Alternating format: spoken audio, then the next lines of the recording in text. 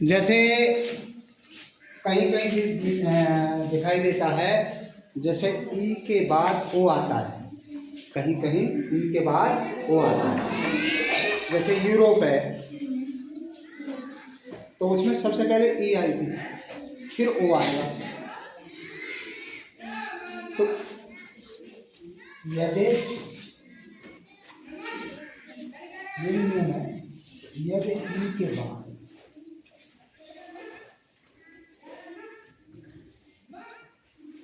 ओ आएगा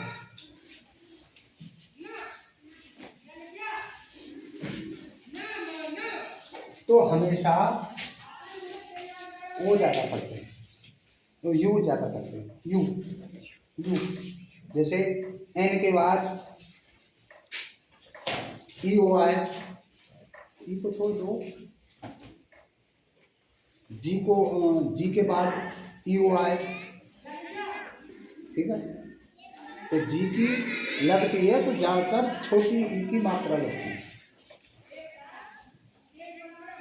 जी पर लगेगी तो छोटी ई की मात्रा। जैसे ई के बाद ओ आए, जैसे बहुत से शब्द हैं, जैसे जियोमेट्री है, ज्योमेट्री ना तुम लोग बोलते हो तो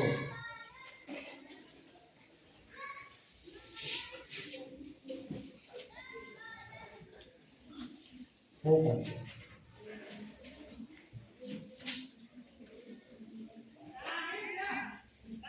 जैसे देखो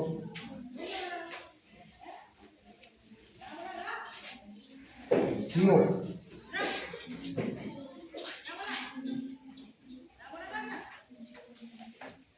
मैट्री, इसको कैसे पढ़ेंगे? जियो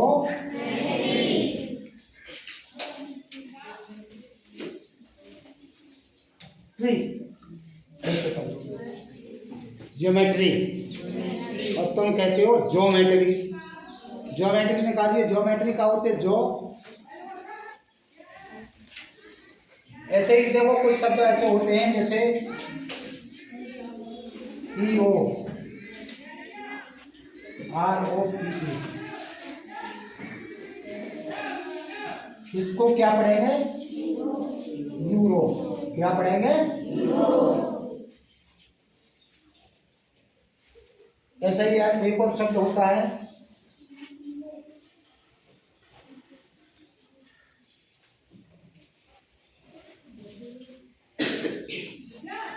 ये हो जाएगा यूरो लो जी, यूरोलॉजी। तो ये दो शब्द रह गए थे, तो मैं इनको समझाया है, आप इनको विशेष ध्यान रखें, ठीक है ना। बाद बाकी आज हम आई के प्रयोग करेंगे, ठीक है ना। ये तो हमने लास्ट समझा दिए थे दो एक शब्द में, जो आपका वो है। बाद बाकी तो हमने वो ही नियम, ये तो आपको रट लेना है कि यूरोलॉजी ज्योमेट्री में कैसे पढ़ते हैं। बाद बाकी आई का प्रयोग होगा, किसका हुआ? आई के यू,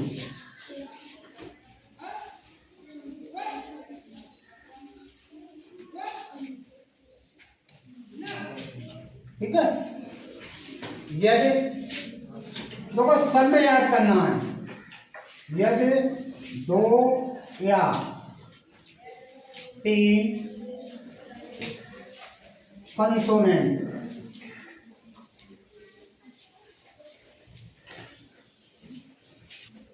के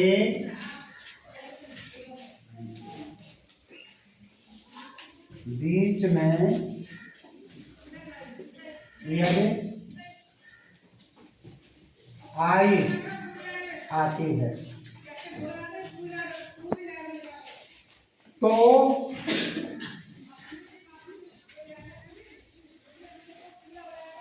आई को ई, छोटी ई है, तो छोटी ई की मात्रा कैसे लगेगी? पढ़ते समझना। देखो आप हमेशा ध्यान रखें, हमने जब एक ही मात्रा बताई थी तो उसके बीच में भी 2 कंसोनेंट आ रहे थे, ठीक है ना।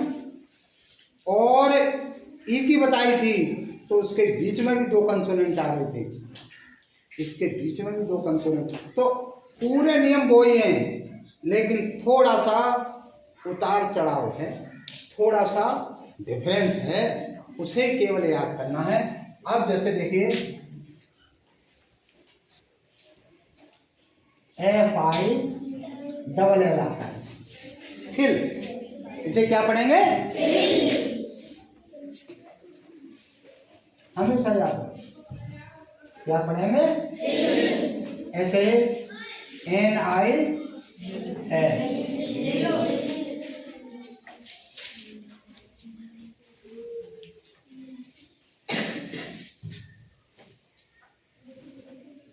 ऐसे ही बहुत से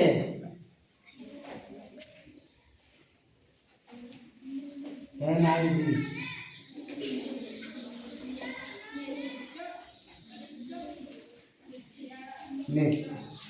बताइए, बहुत से शब्द हैं, बहुत से शब्द।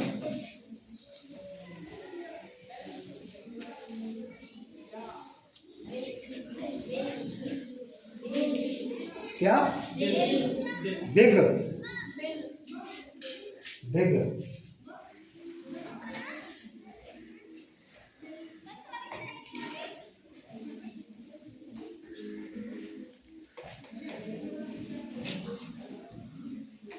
डबल एल, बिल, ठीक है।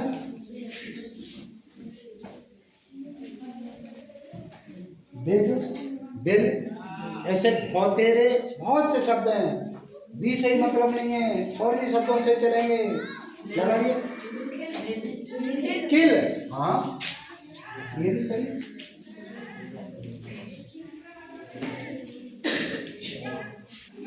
केवल एल मत लाइए, और भी शब्द जोड़िए। अरे एल के लाओगे, कुछ और बदल के लाओ। मिल्क, हाँ ये भी होता है।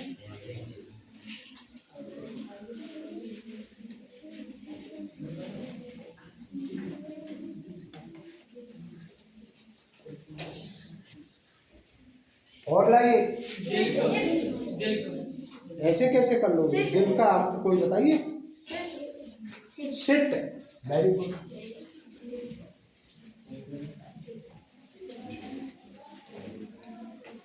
सिट,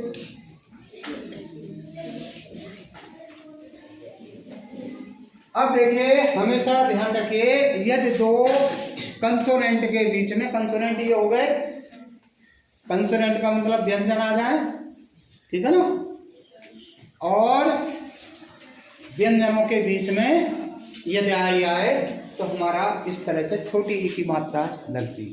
कोई सा जिम, रिम, बनाते जाओ, अक्षर जितने बना सकते हो, कोई दिक्कत नहीं आएगी। कोशिश करोगे तब समझने की। सिट, टिप, कोई सा ले लो। तो अब देखिए आगे बढ़ते हैं। यदि बीच में, इसी के नियम चल रहा है, यदि बीच में आई और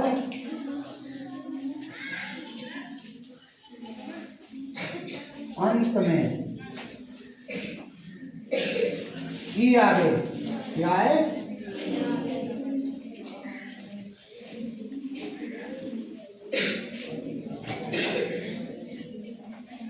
तो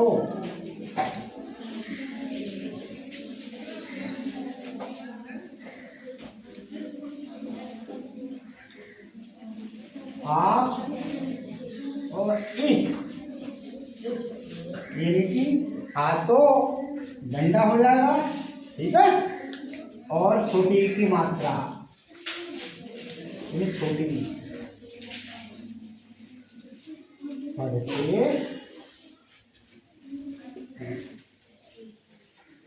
देखो कोई दिक्कत नहीं है। जैसे हमने एक यूज में बताए थे, कि पहले बीच में ए आ जाए और बाद में ई आ जाए तो उसका सिस्टम बदल जाता था, बेट हो जाता था, और ई नहीं आती थी तो बैट होता था। ऐसे ही ई के यूज में भी बताया था, ऐसे ही आई के यूज में बता रहे हैं। तो देखिए बी आई के ई, तो दो आ और ई, तो कैसे पढ़ेंगे? वाह,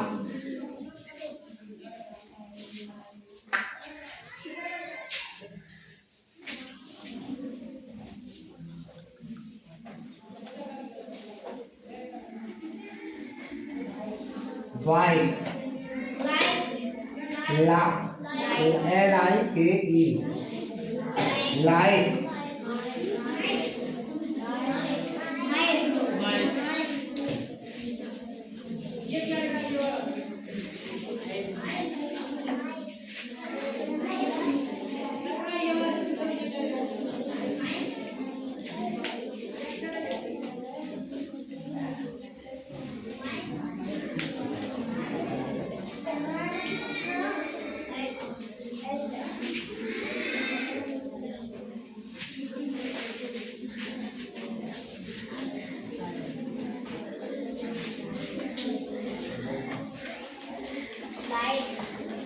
है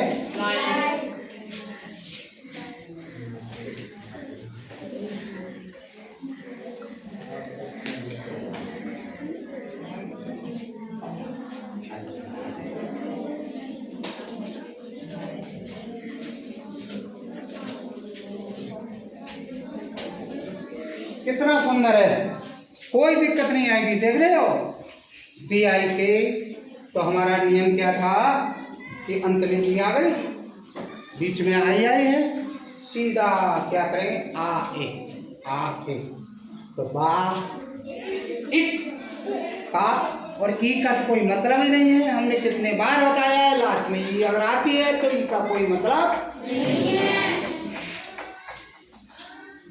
कितना सुंदर, कितनी कोई दिक्कत नहीं होगी, किसी को दिक्कत ही नहीं है यदि आप समझें।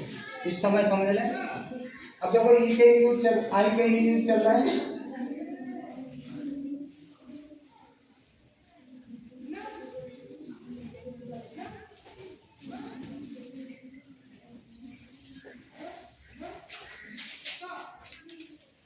समझ में आ रहा है?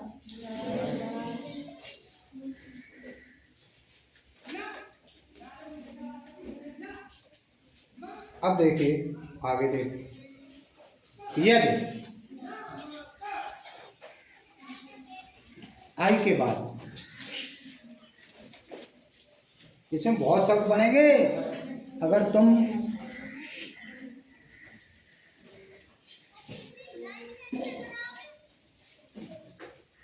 यदि आई के बाद आर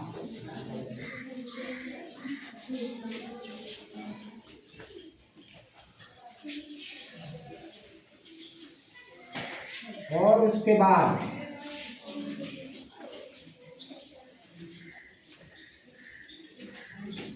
कंसोनेंट आ गए, क्या आ गए?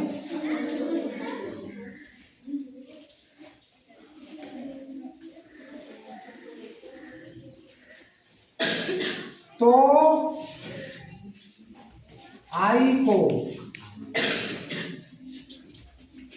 आ पढ़ते हैं,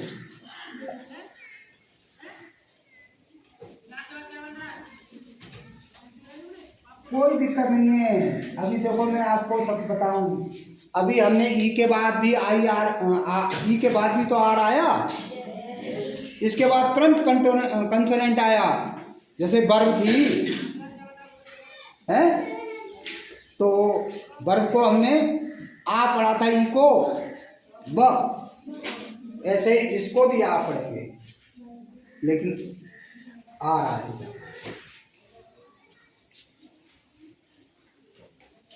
और आर के बाद कोई भी कंसोनेंट आ गई,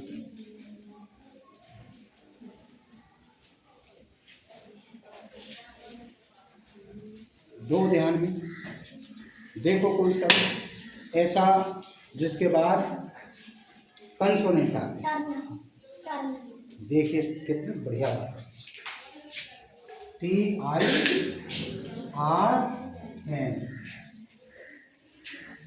तो देखिए आई को क्या पढ़ेंगे? अ।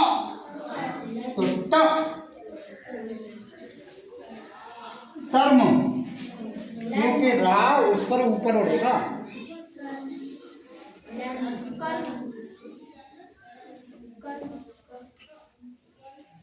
जिसका कोई मतलब तो हो वो ही शब्द, आप यहाँ पर अच्छे बच्चे हैं तो वो ही शब्द लाएं चुनकर जिनका अर्थ निकलना चाहिए।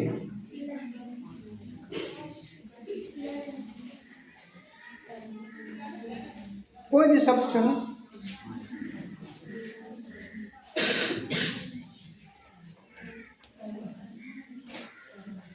आप बुक पढ़ेंगे नहीं, घर पे जाके अगर बुक नहीं पढ़ेंगे तो कुछ नहीं कर पाएंगे।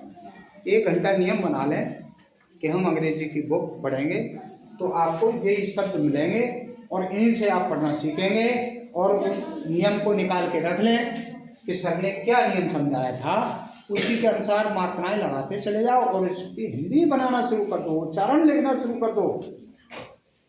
बहुत से बच्चे तो ऐसे हैं जिनको उच्चारण की अंग्रेजी नहीं मालूम है। कोई बच्चा बता सकता है, 5th का बता दे, 4th का बताए या 3rd का बताए। कोई सा बच्चा ये बताए कि उच्चारण को अंग्रेजी में क्या कहते हैं। जो उच्चारण हम लिख रहे हैं ये टर्म, ये क्या उच्चारण है, ये क्या स्पेलिंग है, इसका अर्थ नहीं लिखा है हमने। तो आपसे कह रहे हैं कि उच्चारण की अंग्रेजी बताओ, नहीं बता पाएंगे। कितने दुख की बात है। नोट कर लें, चाहे याद कर लें दिमाग में। बहुत अच्छी अंग्रेजी है। देखिए नाउन प्रोनाउन पढ़ते हैं आप, नाउन प्रोनाउन तो पढ़ते होंगे, बोलने में दिक्कत होगी, लंबी अंग्रेजी। तो जो नाउन को छोड़ दो, प्रोनाउन, प्रोनाउंसिएशन, प्रोनाउन आपको अपने आप याद हो जाएगी। Pronunciation, pronunciation. ये अच्छे बच्चों को याद नहीं होगी, हाई स्कूल इंटर के बच्चों को याद नहीं होगी, इसलिए आप इसको याद करें अच्छी तरह से याद। प्रोनाउंसिएशन जो कैसे मैं लिखे दे रहा हूँ, प्रोनाउन नाउंसिएशन। ये नियम मैं बताऊंगा आपको कैसे लिखी जा रही है। ये किसकी अंग्रेजी है? उच्चारण की। किसकी है? अब ये टर्म लिखा है आपने, इसके और शब्द बनाइए। अगर ई लगा दें तब भी जर्म होगा और ई लगा दें तब भी टर्म होगा, लेकिन पढ़ने का तरीका है। हम तो केवल आपको नियम समझा रहे हैं।